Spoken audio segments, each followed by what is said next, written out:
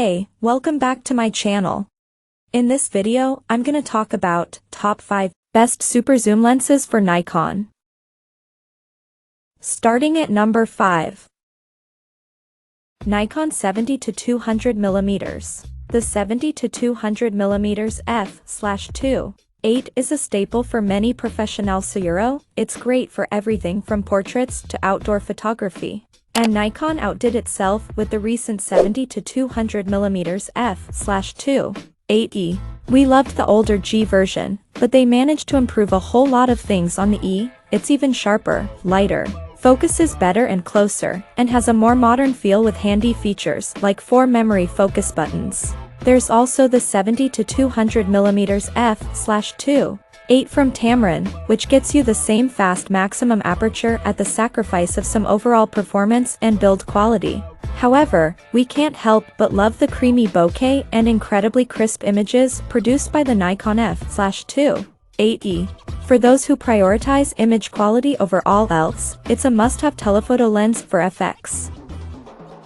Coming at number 4. Sigma 35mm f/1. Third-party lenses come and go, but few have true staying power for the most discerning of photographers. Sigma's Art series is an exception, offering ultra-fast prime lenses that can go head-to-head with just about anything that Nikon makes. In this case, we like the Sigma 35mm f/1 for more than Nikon's 35mm f/1.4, which costs nearly $1,500 and isn't markedly better in terms of performance. Similar to other third-party lenses used on Nikon camera bodies, autofocus can be an annoyance with the Sigma 35mm f/1.4. A number of users have reported focus inaccuracies out of the box that require calibration either manually or via Sigma's USB lens calibration dock.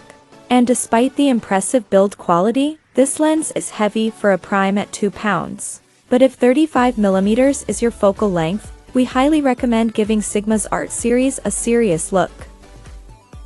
At number 3.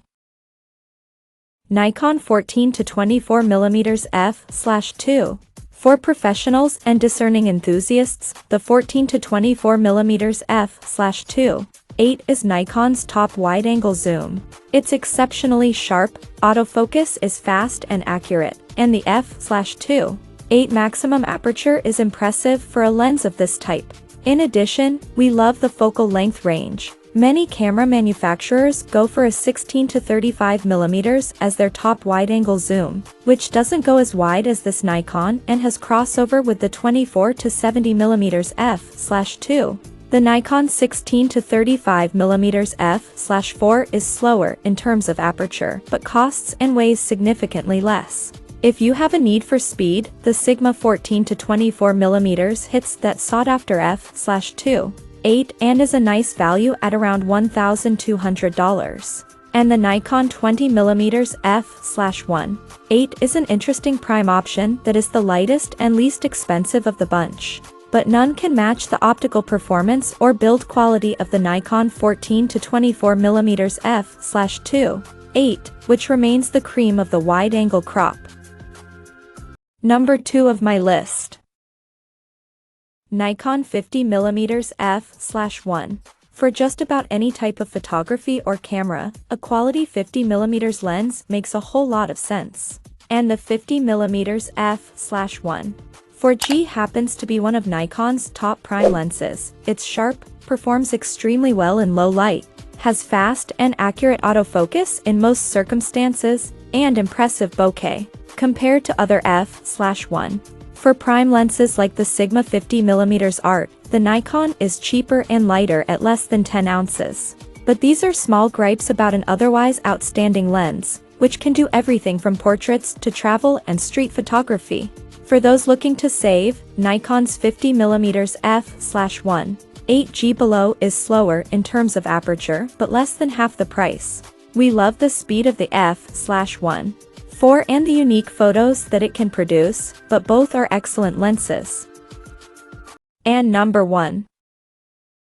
Nikon 24-70mm f/2.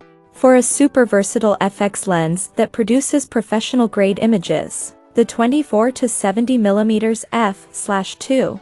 8E is one of the most popular options in Nikon's full-frame lineup. It's extremely sharp across its zoom range, focuses quickly and accurately, and has minimal distortion. We also like the sturdy metal build, which adds weight to the lens but makes you feel like you will own it for many years to come.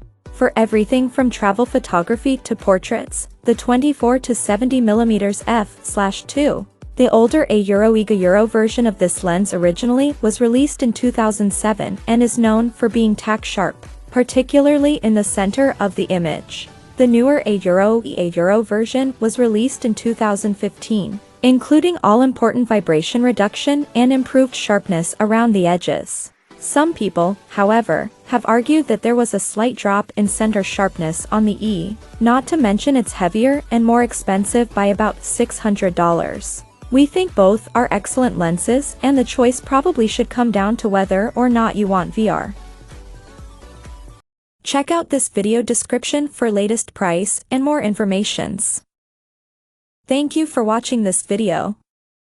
Please subscribe and stay tuned.